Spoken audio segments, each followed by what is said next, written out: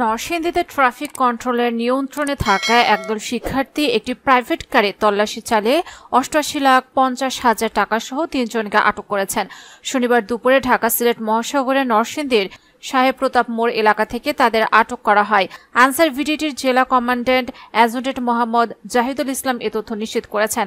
আটকরা হলেন ব্রাহ্মণবাড়িয়া আশুগঞ্জের হরিয়ালা এলাকার বাবু মিয়ার ছেলে মোহাম্মদ মনিরুল হোসেন, ব্রাহ্মণবাড়িয়া শহরের রুজু মিয়ার ছেলে রাসেল আহমেদ, আশুগঞ্জের দুর্গাপুর এলাকার নুরু মিয়ার ছেলে জুলহাস মিয়া। শিক্ষার্থী ও আনসার সূত্রে জানা যায়, অন্যান্য দিনের মতো স্কুল পড়া একদল শিক্ষার্থী সাহেব প্রতাপ মোড়ে ট্রাফিক কন্ট্রোলের দায়িত্ব পালন করছিল। পাশে অবস্থান করছিলেন আনসার ভিডিপির সদস্যরা। এ সময় একটি প্রাইভেট কার ভৈরবের দিকে যাচ্ছিল। এর চালক ও 2 যাত্রীর সঙ্গে কথা বলার পর শিক্ষার্থীদের সন্দেহ হয়। পরে প্রাইভেট কারে থাকা 2টি ব্যাগ তল্লাশি করে ৮৮,৫০,০০০ টাকা পাওয়া যায়। পরে পাশে থাকা আনসার সদস্যদের ডেকে আনেন। শিক্ষার্থীরা প্রাইভেট কারের যাত্রীদের কাছে টাকার উৎস সম্পর্কে জানতে চাইলেও কোনো সদুত্তর দিতে পারেননি।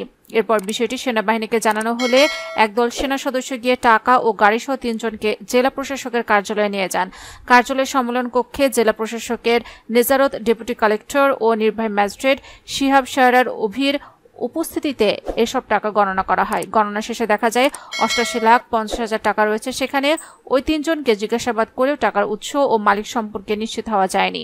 আনসার ভিডিটির নরসিংদী জেলার কমান্ড্যান্ট অ্যাডজুটেন্ট মোহাম্মদ জাহিদুল ইসলাম জানান, শিক্ষার্থীরা ৮৮,৫০,০০০ টাকা সহ 3 জনকে আনসার সদস্যদের মাধ্যমে আটক করেছে।